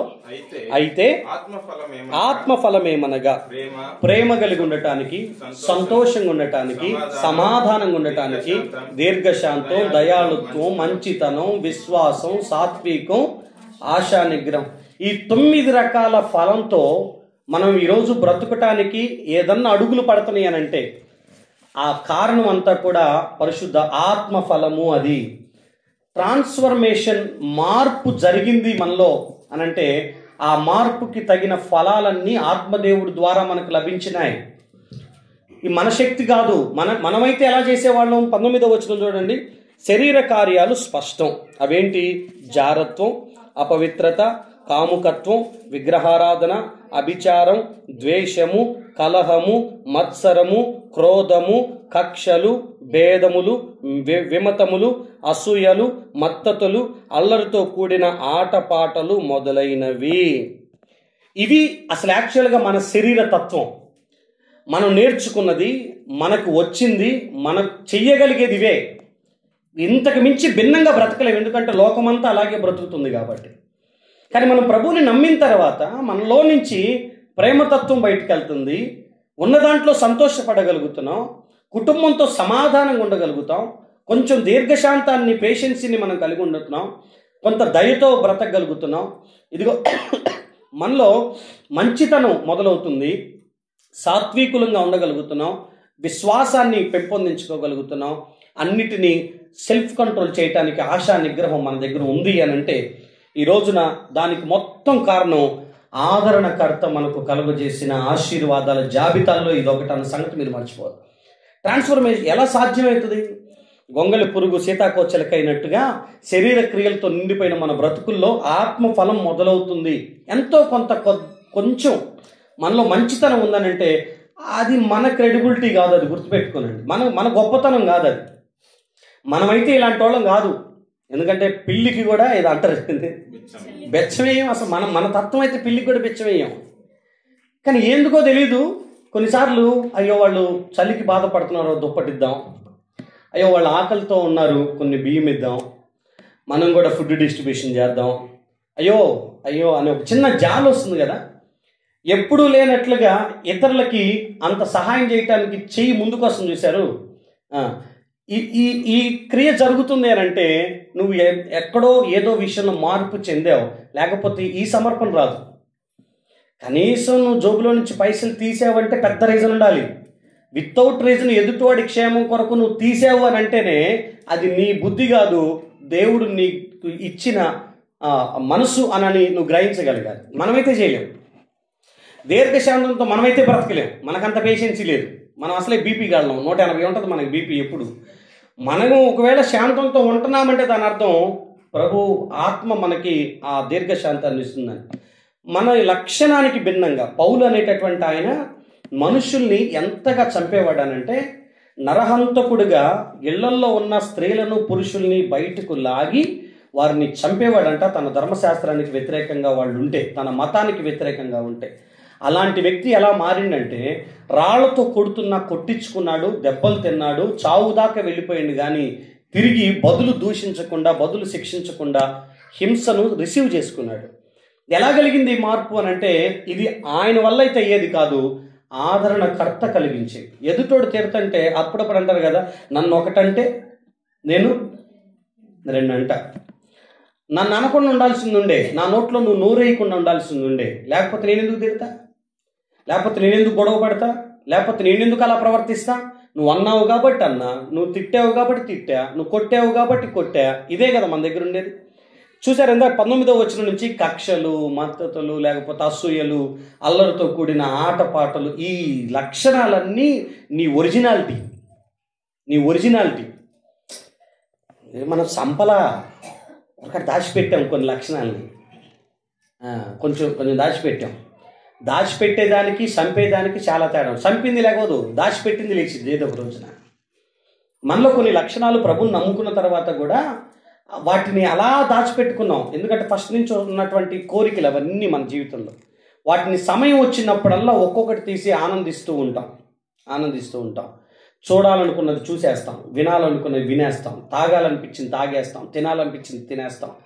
ఏ సంతోషం అయితే భూమి మీద నేను పొందాలని ఆశపడ్డానో టైం వచ్చేంత వరకే నా టైం వచ్చిన తర్వాత అన్నీ ఫుల్ఫిల్ చేసేసుకుంటాను. నన్ను ఆపేవాళ్ళు లేడుగా, నన్ను అడిగేవాళ్ళు లేరుగా. ఒకప్పుడు లేక ఊరుకున్నాను, కానీ ఇప్పుడు అవకాశం వచ్చిందిగా ఎరగదీసేస్తాను నేను అనుకొని అన్ని పనులు చేసుకుంటూ వెళ్తూ ఉంటాం. ఏ భయం ఉండదు, ఏ బెరుకు ఉండదు. సొసైటీ గురించి ఆలోచించాం, సంఘం గురించి ఆలోచించాం. అయ్యో ఈ విధంగా అయితే దేవుని నామానికి అవమానంగా ఆలోచించాం. మనకు ఒకటే గురి, నా ఆనందాన్ని నేను తృప్తిపరచుకోవాలి. ఈ శారీరక క్రియలన్నీ చచ్చిపోయిన ఈ రోజున అనంటే అది నిన్ను బట్టి కాదు, పరిశుద్ధాత్మ దేవుడు నీ జీవితంలో కలుగజేసిన మార్పు అన్న సంగతి గుర్తుపెట్టుకోవాలి. నేను ఇంకో మాట జ్ఞాపకం చేస్తాను. 1 కొరింథీయులకు రాసిన పత్రిక 12వ అధ్యాయం దగ్గరికి మీరు వస్తే 4వ వచనం దగ్గర నుంచి మీరు చూడండి. కొరింథీయులకు రాసిన మొదటి పత్రిక 12వ అధ్యాయం 4వ వచనం. కృపావరములు నానా విధములుగా ఉన్నవి కానీ ఇక్కడ ఏముందంటే బుద్ధివాక్యం, జ్ఞానవాక్యం, విశ్వాసం, స్వస్థపరచు వరం, అద్భుత కార్యాలు చేసే శక్తి, ప్రవచన వరం, ఆత్మల వివేచన, నానా విధములకు భాషల యొక్క అర్థం. 9 రకాల వరాలు ఉన్నాయి. గిఫ్ట్స్, దేవుని బహుమానాలు, దేవుని వరాలు. ఇందులో ఏమున్నాయో తెలుసా? బుద్ధివాక్యం. నిలబడితే అసలు ఎంత చక్కటి ఆ వాక్యాన్ని మనం బోధిస్తామో, జ్ఞానవాక్యాలు, బుద్ధివాక్యాలు మనం చెప్పగలుగుతాం, విశ్వాసాన్ని ప్రదర్శించగలుగుతాం. ఎన్నడూ లేనట్లుగా మనం ప్రార్థన చేస్తే ఇతరులు బాగుపరచబడుతూ ఉంటారు. మన ద్వారా అద్భుతాలు, మన ద్వారా ప్రవచనాలు, మన ద్వారా భాషలు, మన ద్వారా భాషల అర్థాలు, ఏ ఆత్మ ఎట్టిదో వివేచించగలిగిన సామర్థ్యం, ఇవన్నీ మన జీవితంలో నుంచి బయటకు వస్తున్నాయి అని అంటే ఆదరణకర్త మనకు కలుగజేసిన ఆశీర్వాదాల్లో అది కూడా ఒకటి అని గుర్తుపెట్టుకున్నాడు. మనల్ని మార్చటమే కాదు, మనల్ని ఆయన వాడుకుంటూ ఉంటాడు. ఆదరణకర్త మనల్ని మారుస్తాడు, మనల్ని ఆయన పని కొరకు ఉపయోగించుకుంటూ ఉంటారు. మనల్ని వరాలిచ్చి వరాలతో నింపి అద్భుతాలను మన త్రూ జరిగిస్తారు ఆయన. సో మీరు నమ్మండి ఈ విషయాల్ని. మీరు ఎప్పుడైనా ఎవరైనా బాగోలేదు అని అంటే వాళ్ళకి ప్రార్థన చేసి చూడండి, దేవుని నామాన్ని బట్టి. మీరు ఈ 16వ అధ్యాయంలోనే 23, 24 వచనాలు చూస్తే, నా పేరిట మీరు ఏది అడగలేదు కదా, మీ సంతోషం పరిపూర్ణమగినట్లుగా అడగండి, ఇప్పుడు అవి నీకు అనుగ్రహించబడతాయి అని అంటారు. నా పేరిట ఏది అడగలేదు, ఇప్పుడు నా పేరున అడగండి, అవి మీరు పొందుకుంటారు అని. ఇప్పుడు దాకా మీరు ఎవరికి ప్రార్థన చేయలేదు. యేసు నామమును బట్టి పరిశుద్ధాత్మ సహాయంతో మీరు ప్రేయర్ చేయండి. అద్భుతాలను మీరు ఇతరులకు జరుగుట, మీ ద్వారా జరుగుట మీ అనుభవంలో చూస్తారు.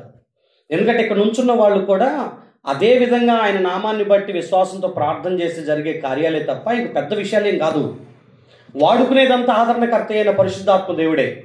వాడబడుతున్న పాత్రను మాత్రమే మనం అన్నప్పుడు మార్చుకునేది, వాడుకునేది, ఉపయోగించేది, మహిమపరిచేది కూడా ఆయనే అన్న సంగతిని నేను మీకు జ్ఞాపకం చేస్తూ ఉన్నాను. మరొక విషయాన్ని చూడండి, అపోస్తుల కార్యాలు 4వ అధ్యాయం 31వ వచనంలో రాయబడినటువంటి మాట. ఇక్కడ పరిశుద్ధాత్మ దేవుడు ఎంత శక్తితో మనల్ని నింపి వాడుకుంటారో మీకు ఈ ఒక్క పదం ద్వారా మీకు అర్థమవుతుంది. 4:31 చూస్తారా?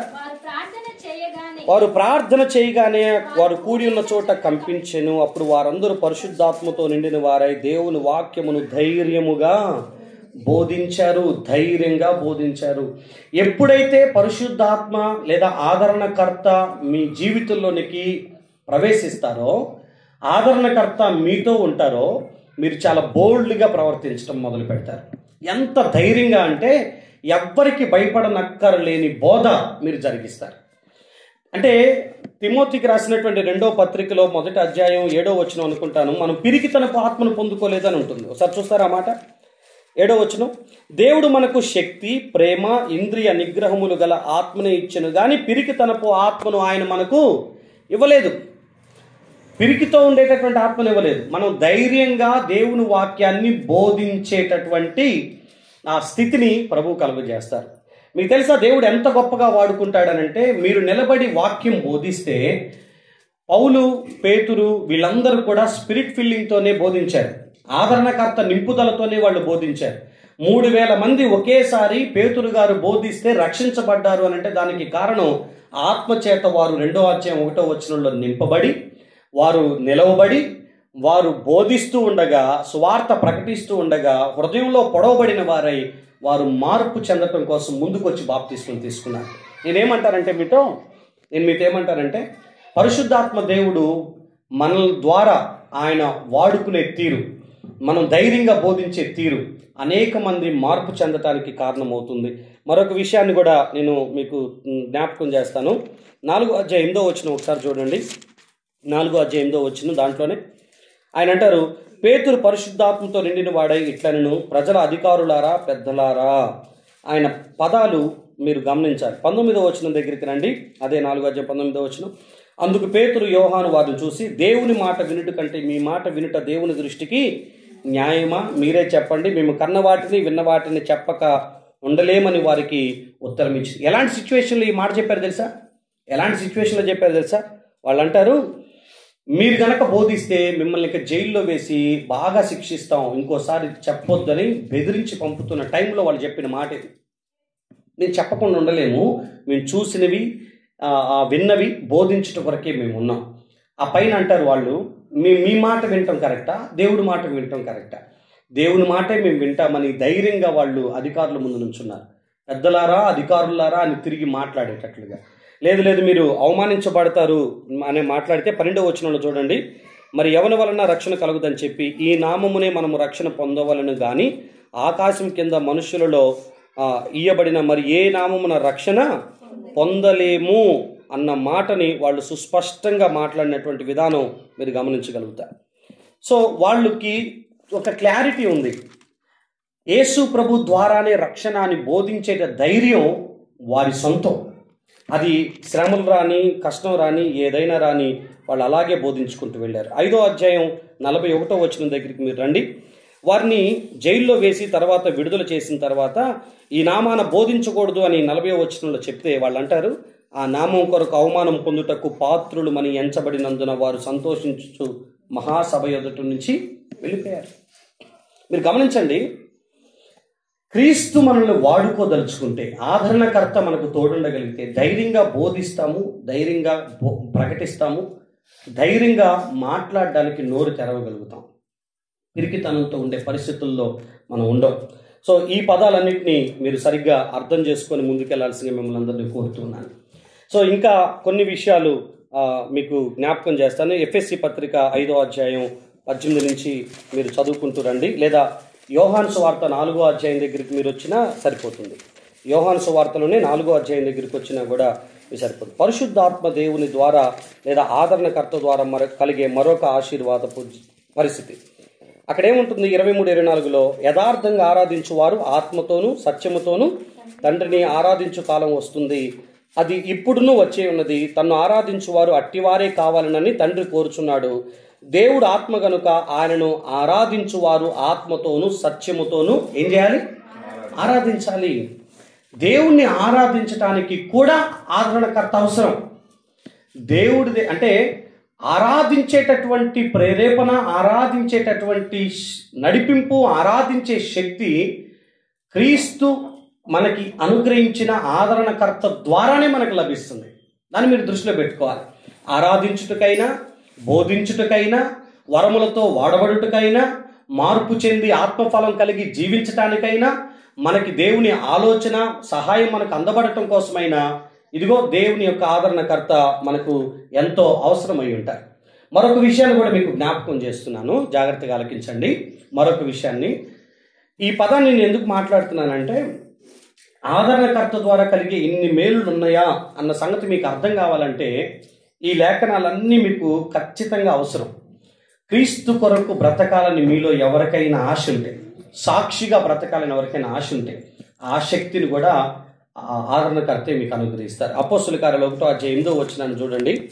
అపోస్తుల కార్యాలు 1వ అధ్యాయం 8వ వచనం. అపోస్తులు 1:8. ఆ కాలమందు యెరూషలేములోని సంఘమునకు గొప్ప హింస కలిగినందున, అమ్మా 1వ అధ్యాయం 8వ వచనం. అయినను పరిశుద్ధాత్మ మీ మీదకి వచ్చినప్పుడు మీరు శక్తి నొందెదరు గనుక మీరు యెరూషలేములోను యూదయ సమరయ దేశములంతటా. ఇక్కడ రాయబడినటువంటి పదాన్ని ప్లస్ 15వ అధ్యాయం యోహాను సువార్త 26వ వచనాన్ని 27వ వచనాన్ని ఒకసారి మీరు చూస్తే, తండ్రి యొద్ద నుండి మీ యొద్దకు నేను పంపబోవు ఆదరణకర్త అనగా తండ్రి యొద్ద నుంచి బయలుదేరు సత్యస్వరూపి అయిన ఆత్మ వచ్చినప్పుడు ఆయన నన్ను గూర్చి సాక్ష్యం ఇస్తాడు. మీరు మొదటి నుండి నా యొద్ద ఉన్నవారు గనక మీరును కూడా సాక్ష్యం ఇస్తారు. మీరు సాక్ష్యం ఇవ్వాలి, మీరు సాక్షులుగా బ్రతకాలి అని అంటే ఆదరణకర్త ఖచ్చితంగా మిమ్మల్ని కమ్ముకోవాలి. ఆదరణకర్త నింపుదల మీకు రావాలి. లేకపోతే క్రీస్తు కొరకు సాక్షులంగా మనం బ్రతకలేము. మనం యేసు సాక్షులము అని చెప్పుకోవాలనంటే పరిశుద్ధాత్మ దేవుని యొక్క సహాయంతోనే ఆ పని జరిగింది. ఆయన సహాయంతోనే ఈ పని జరిగింది. నేను ఇంకా కొన్ని విషయాలు నేను జస్ట్ ఇవన్నీ ఒక అవుట్లైన్స్ కింద రాసుకోనండి. నేను నిజంగా చెప్తున్నాను, ఒక 30 రోజుల సిరీస్ మాట్లాడుకుందాం. ఇవన్నీ అవుట్లైన్స్ కింద ఒక్కొక్కటి రాసుకోండి. ఇప్పుడు రండి 8వ అధ్యాయం రోమాపత్రిక 26వ వచనం. రోమాపత్రిక 8వ అధ్యాయం 26వ వచనం. అటువలే ఆత్మయు మన బలహీనతను చూచి మనకు సహాయం చేయుచున్నాడు. ఏ విధంగా? ఎలా అంటే మనకు తెలియదు గాని ఉచ్చరింప సౌఖ్యము కాని మూలుగులతో ఆత్మ తానే మన పక్షముగా విజ్ఞాపనము చేయుచున్నాను. ఇక్కడ చాలా క్లియర్గా రాయబడినటువంటి పదం ఏంటనంటే ఆత్మదేవుడు మనకు సహాయం చేస్తున్నాడు మన బలహీనతలలో. ఏది బలహీనత? ఎలా ప్రార్థన చేయాలో తెలియని బలహీనత, ఎలా సాక్షులంగా బ్రతకాలో, ఎంత పరిశుద్ధంగా జీవించాలో, ఆయన కొరకు ఎలా ఉండాలో మనకి తెలియనటువంటి బలహీనతలో మనం ఉంటే ప్రభు మనకి సహాయం చేస్తాడు. ఆదరణకర్త మనకు సహాయకుడు, ఆయన మన బోధకుడు, మనల్ని ఆదరించేవాడు, ఆయన మనకు సహాయం చేసేవాడు. ఇవన్నీ మీరు రాసుకుంటూ ఉండండి. ఆయన మనకు సహాయకుడిగా నిలబడతాడు మన బలహీనతలలో. మీరు ఎఫెసీ పత్రిక 4వ అధ్యాయం 1వ వచనం చూస్తే మనలో కలిగే ఐక్యతకు కూడా ఆయనే కారణం అంట. చదువుతారా మాట? కాబట్టి సమాధానమను బంధము చేత ఆత్మ కలిగించే ఐక్యమును కాపాడుకొనుట యందు శ్రద్ధ కలిగిన వారై ప్రేమతో ఒకరినొకడు సహించుచు మీరు పిలువబడిన పిలుపుకు తగినట్లుగా. చూడండి, చాలా క్లియర్గా రాయబడినటువంటి పదం ఇది. మన లైఫ్లో ప్రభు ఏ విధంగా సహాయం చేస్తాడో, ఏ విధంగా మనకు సహకారో అన్న విషయాలన్నీ మీకు ఇక్కడ అవగతమవుతూ ఉంటాయి. మీకు రోమపత్రికలు అంటే ఈ ఐక్యత అన్నది మనం చెప్తున్నా కదా, కుటుంబాల్లో కానీ సంఘాల్లో కానీ వ్యక్తిగతంగా కానీ మనకు దేవునికి మనము ఇతరులకి ఐక్యతగా బ్రతకటానికి అసలు ఎలాంటి అవకాశం లేకుండా ఉంటుంది. ఎందుకంటే ఐక్యతగా ఉండాలంటే తలంపులు ఒకటి అవ్వాలి, నీ మనసు నా మనసు కలవాలి, సమ్మతి కలిగితేనే ఐక్యత లభిస్తుంది. కానీ డిఫరెంట్ ఆలోచనలు, మనం ఒక కుటుంబం నుంచి వచ్చిన వాళ్ళం కాదు, ఒక జాతి నుంచి వచ్చిన వాళ్ళం కాదు, ఒక కులం నుంచి వచ్చిన వాళ్ళం కాదు, ఒక మతాచారం నుంచి వచ్చిన వాళ్ళం కాదు.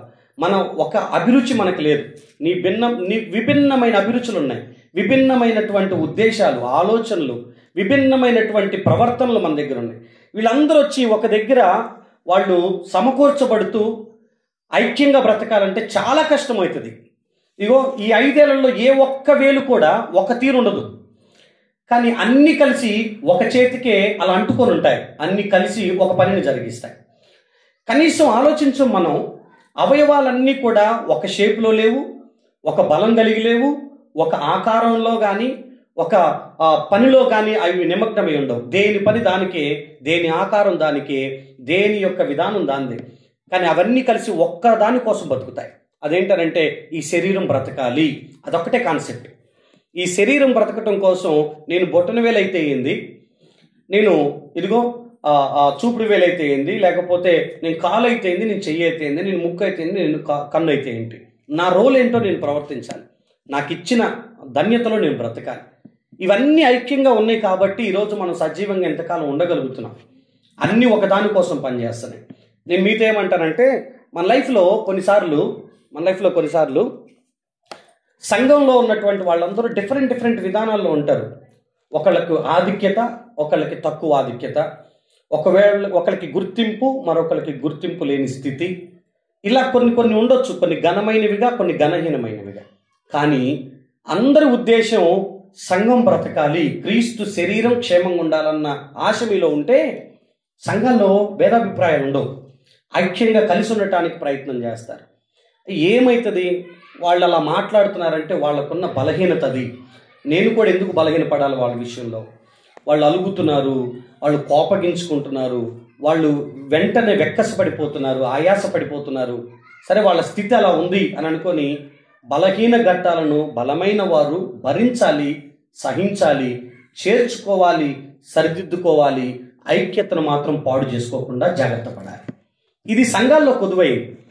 ఎందుకు కొదువైందంటే ఆత్మదేవుని యొక్క సంచారం తక్కువైపోయింది, ఆదరణకర్త యొక్క నడిపింపు తక్కువైపోయింది.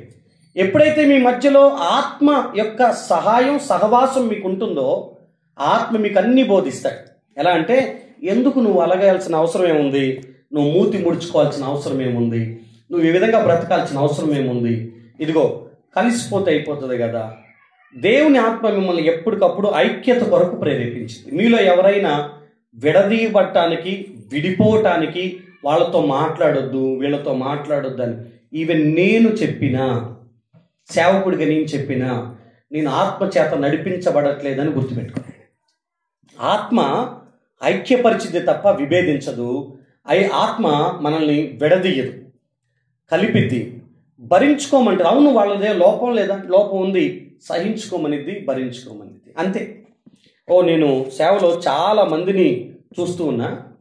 ఎన్నిసార్లు వాళ్ళు తప్పిదం చేసినా, ఎన్నిసార్లు వాళ్ళు బాధ పెట్టినా, ఎన్నిసార్లు వాళ్ళు మా కన్నీటికి కారణమైనా ఏమనలేని పరిస్థితి. ఎందుకనంటే అంతకు మించి ప్రభు ఏం చేయమని చెప్పలా. 10 మందిని ద్వేషించుకోవటానికి ఆ ప్రాంతాలను వదిలిపెట్టి ఈ ప్రాంతాలకు మేము రాలా. ఇక్కడికి వచ్చింది చేతనైతే భరించుకోవటానికి, చేతనైతే దగ్గర తీసుకోవటానికి, క్షమించుకోవటానికి తప్ప, 4 మాటలు చెప్పటానికి తప్ప వాళ్ళతో పగ, వీళ్ళతో కక్ష, వాళ్ళని దూరం పెట్టడం, వీళ్ళని దగ్గర తీయటం, పక్షపాతాన్ని చూపించటానికో, ద్వేషాన్ని రగిలించుకోవటానికో, ఒకరిని ఒకలాగా ఇంకొకరిని ఒకలాగా చూడటానికో మేము పంపబడలేదు, పిలువబడలేదు. నేను మాత్రమే కాదు, లోకంలో నుంచి ఏర్పరచబడిన మీరు, సంఘంగా అయిన మీరు కూడా కక్షలు, సాధింపులు, విడిపోవటానికి ఇక్కడికి రావాల్సిన అవసరం లేదు.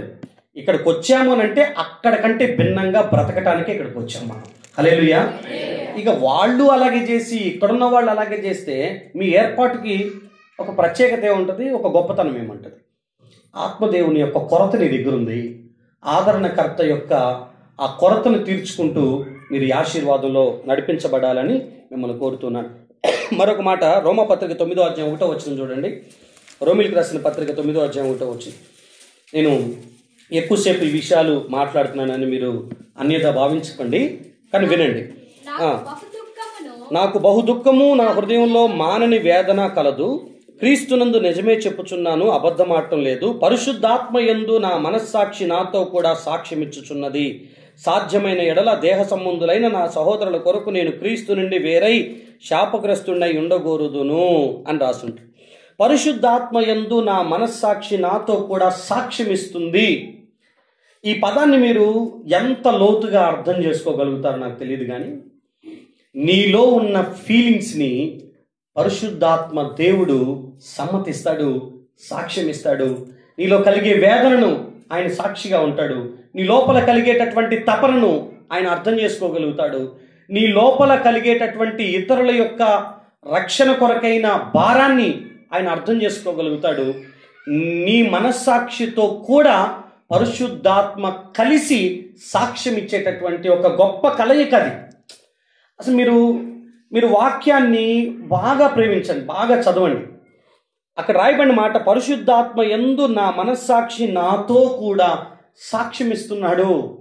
నా ఫీలింగ్స్కి ఆయన సమ్మతి. ఎందుకంటే నాలో జరుగుతున్న విషయం మీలో ఎవ్వరికి అర్థం కాదు, మీలో ఎవ్వరికి తెలియదు. మీకు ఈ మాటని ఈ విధంగా చెప్తాను రండి. కొరింథీయులకు రాసిన మొదటి పత్రిక 2వ అధ్యాయం 10వ వచనం నుంచి మనం చూడండి. మనకైతే దేవుడు వాటిని ఆత్మ వలన బయలుపరిచి ఉన్నాడు. ఆ ఆత్మ అన్నిటినీ దేవుని మర్మములను కూడా పరిశోధించుచున్నాడు. ఒక మనుష్యుని సంగతులు అతనిలో ఉన్న మనుష్యాత్మకే గాని మనుషులలో మరి ఎవరికీ తెలియదు. అలాగే దేవుని సంగతులు దేవుని ఆత్మకే గాని మరి ఎవరికీ తెలియదు. మనలో ఉన్న సంగతులు మనకు తప్ప ఇంకెవరికి తెలుస్తుంది? ఎవ్వరికి తెలియదు. నేను ఇప్పుడు దుఃఖపడుతున్నానో, బాధపడుతున్నానో, సంతోషంగా ఉన్నానో, కోపంగా ఉన్నానో, నా లోపల అసలు ఏం జరుగుతుందో అన్న సంఘర్షణ నా ఎదురుగున్న వాడికి అర్థం కాదు. ఈవెన్ నాతో ఉన్న నా భార్యకి, నా భర్తకి, నా పిల్లలకి, నాతో ఉన్న నా సహోదరులకి ఎవ్వరికీ అర్థం కాదు నా లోపల జరుగుతున్న సంఘర్షణ. అందుకే అపార్థం చేసుకుంటాం, తప్పుగా అందుకే అపార్థం చేసుకుంటుంటాం. నేను ప్రవీణ్ అన్న సంఘటన ఎప్పటికప్పుడు యూట్యూబ్లో గమనిస్తున్నప్పుడు కొంతమంది కామెంట్స్ ఏమన్నారంటే, తెలిస్తే ఆరాటపడరు, తెలియక అపార్థం చేసుకునే పరిస్థితులు కొన్ని ఉంటాయి. ఇంత జరుగుతుంటే కల్వరి పాస్టర్ సతీష్ కుమార్ గారు ఇంతవాటికి ఎందుకు బయటకు రాలేదు, ఆయన ఎందుకు కార్యక్రమానికి అటెండ్ అవ్వలేదని. ఇంకొక రోజు దాటితే తెలిసిన విషయం ఏంటంటే ఆయన అందుబాటులో లేడు, ఆయన ఎక్కడో అమెరికాలో ఉన్నాడు. మనం ఈజీగా అపార్థం చేసుకుంటాం.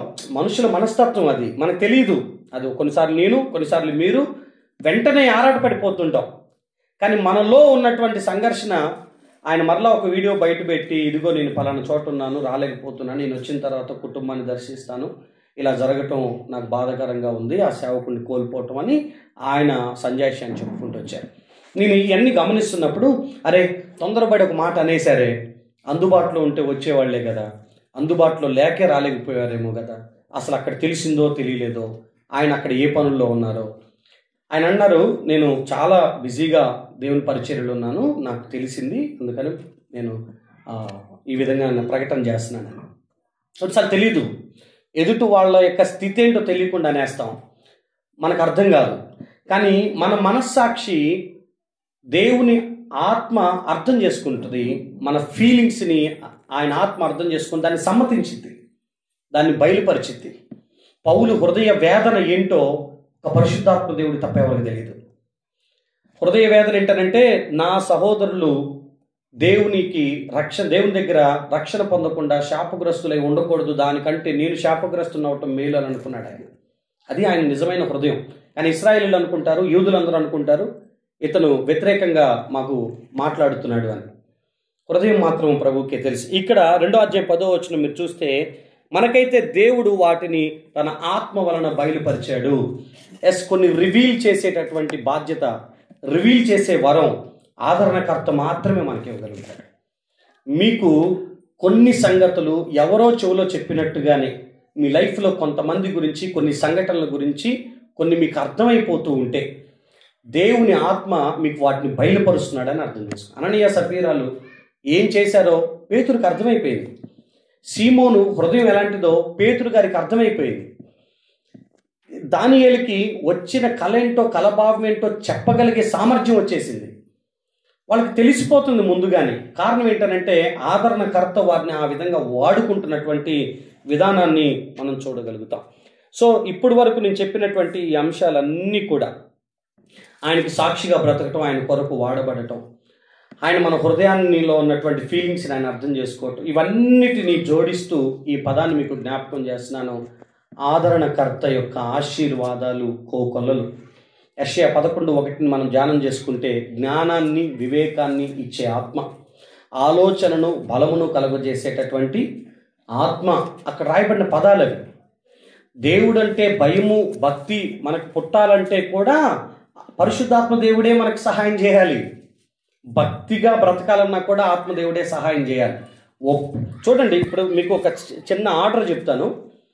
పాపాన్ని ఒప్పుకొని క్రీస్తుని అంగీకరించి ఆయన వలె మార్పు చెంది ఆయన కొరకు వరాలతో నింపబడి వాడబడటం, ఆయన కొరకు సాక్షిగా జీవించటం, ప్రతిదీ మనకి అన్ని అర్థమవ్వటం, భక్తి చేయటం,